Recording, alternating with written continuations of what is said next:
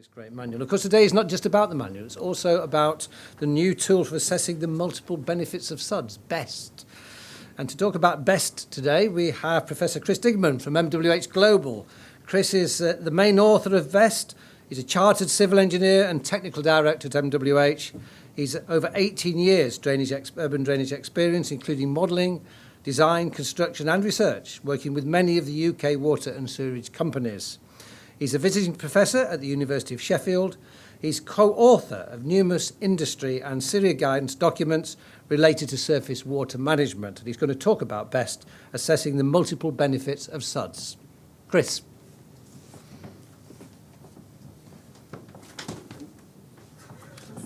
Trip hazard there. Thank you, Bridget, for nearly sending me over the edge of the Thames. Excellent. Well, good afternoon, everyone. So I'm going to talk around BEST. We did nearly call it BEAST, but I was overruled in the title of it. I'm going to just talk you through today two kind of key parts. But firstly, why it's actually worth actually valuing some of the wider benefits, and then actually share about the tool and about how it actually works. So firstly, just a little bit in terms of actually why should we assess these benefits. Now, if you've actually tried to assess benefits and particularly put a monetary value on these, it can be quite challenging, very, very difficult.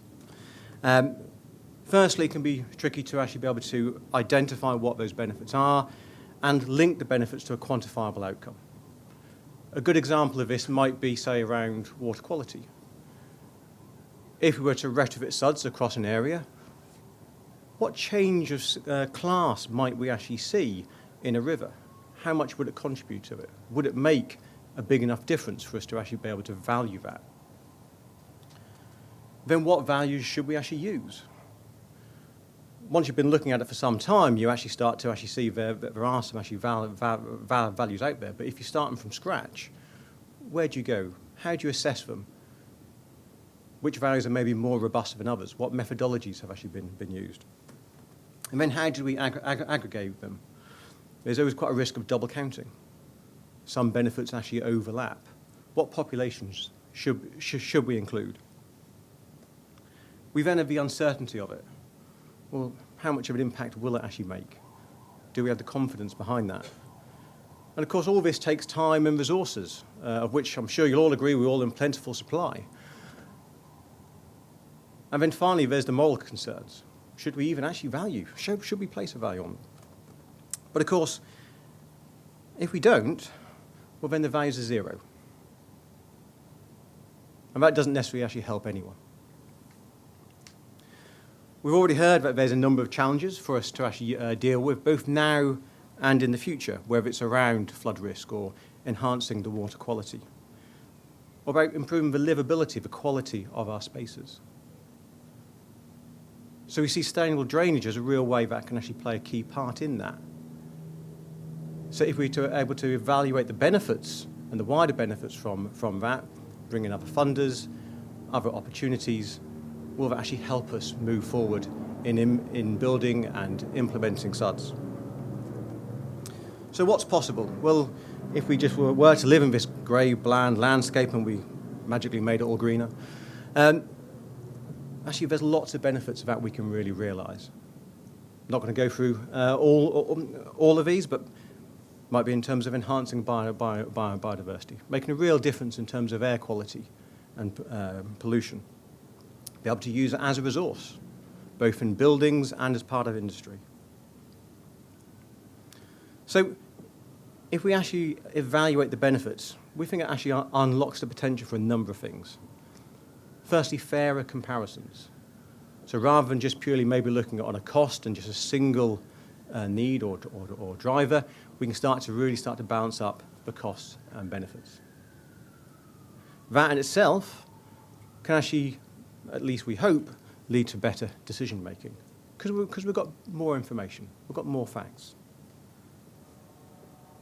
which in turn can actually help us then also unlock and meet funding requirements, particularly if we have a structured approach, one which is accepted using robust values and data.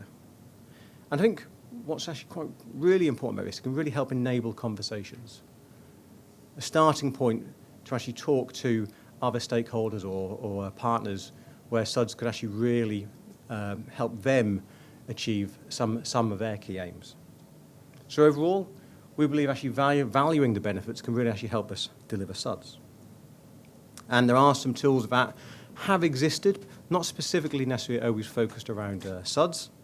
And as part of this project, we actually did look to evaluate them. But we felt we actually needed to actually go further than this.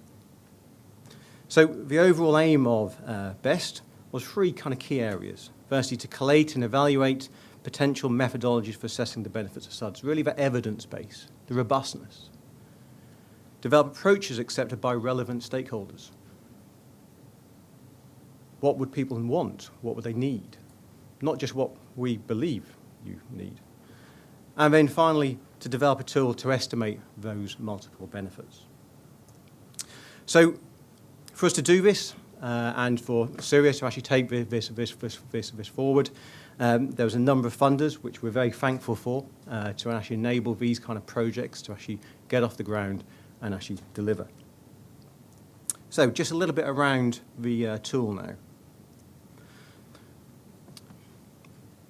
We developed a tool with a very multidisciplinary team, actually drawing on the kind of expertise that Bridget's already outlined. And with colleagues from EcoFutures, with Richard Ashley and CH2M, including Mr. Gill here today, and especially Bruce Horton from MWH on the economic side, which is obviously a really important part that we try and get right. We looked to actually develop this tool. And one of the first things was to evaluate the evidence.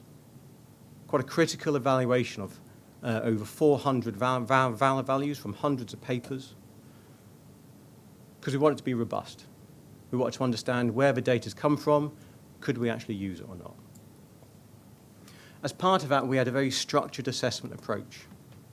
Having been involved in some previous valuation studies, which would kind of use an ecosystem services framework and would look to screen, qualify, quantify, monetize. We felt there was a framework there, and that kind of structured approach actually helps you walk through. And we look to actually monetize the benefits and present them and have them as a present value. The tool also considers confidence. We were a little concerned that some information, some data may not be as good as others. Therefore, we didn't want to run away with something which could be completely undermined by suggesting some very, very high values if actually some of the information that we'd fed in wasn't as good as what it could be. So we actually introduced confidence into the tool. And then, considering part of this was about functionality, we looked to provide a second tool just to enable some simple comparisons when you have more than one option that you might be looking at. The tool provides a detailed audit trail, which you feel is actually quite important, particularly if someone wants to come back and look at what you've done. And so really it's there to support practitioners to make it easier for them to actually undertake an evaluation, which can then be fed into the decision-making process. So the range of benefits here on the right-hand side. The majority, with the green and ticks, are ones which have been able to kind of monetize and actually help with being able to quantify.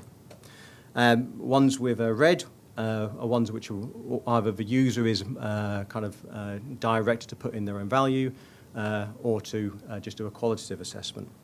And then we're also currently underway and looking at how we might be able to value the flexibility aspect as well. We then mapped these benefits to both a triple bottom line approach and an ecosystem service approach, recognizing that some people want things presented in different ways. So just very quickly in terms of applying the tool, We start off at home, always a nice place to start. And then we move through, enter some information about the project value or the option that you're looking at. And then we start with some screening questions. This is not a complete black box. We felt this was actually quite important, but it wasn't just a black box that numbers disappear and come out at the end. So we actually asked the user to think a little bit, actually think about actually how it applies to their context. So we start off with some screening questions. And the screening questions are really, really important. We give some prompts to help people think, but those screening questions and some qualitative space to actually answer the questions helps people think about, should those benefits, are they the ones that we actually need to assess? You then have a choice, because rather than being presented with 20 benefits, which can look a little bit daunting in a tool, you can then choose which of those benefits you then want to go and evaluate. And that will automatically then actually appear within the tool, as if by magic. Some of them require you to enter the types of SuDS you're using. Others, it's about actually the overall impact that it actually has. The screening questions also link to the potential stakeholders. And the potential stakeholders are ones not guaranteed to fund, don't want to kind of give that impression, but ones who may have an interest in the kind of benefit that you may be creating, which is again about helping to create those, enable those conversations. This then leads through to the benefits and the impacts, which is obviously the main crunch of the work here. Feeding into that, there's some very important values library, which you can enter in some user-defined information as well. Then the tool will automatically tabulate, come up with some lovely graphs, just an example here. And we look to present two graphs. One's kind of pre-confidence, so before you've actually adjusted the values for the confidence that you have behind them, and one's for post-confidence. So you can actually see the difference. And then finally, results can actually feed into a comparison tool, which we think, again, is actually quite helpful just to provide and actually just speed up, just make it a little bit simpler when you want to actually compare more than one option. So within BEST, it has a suite of outputs. It's not just the tool. We have 45A, which is the evaluation tool itself. We have 45B, which is the comparison tool, which just allows you to take multiple runs from running 45A and put them directly into that comparison tool. But to support you in that, then there's there's the technical guidance, and the technical guidance is there as you kind of go through the tool. So you can dip in and you can dip out, and it's there to support as you kind of look at each kind of actually benefit, where the values and the quantities have actually come from, flag up where there's the greater risk of double counting, so to really actually help inform. And then in terms of actually how to use the tool, there's a kind of a simple user manual which is more about press this button, this color box means this.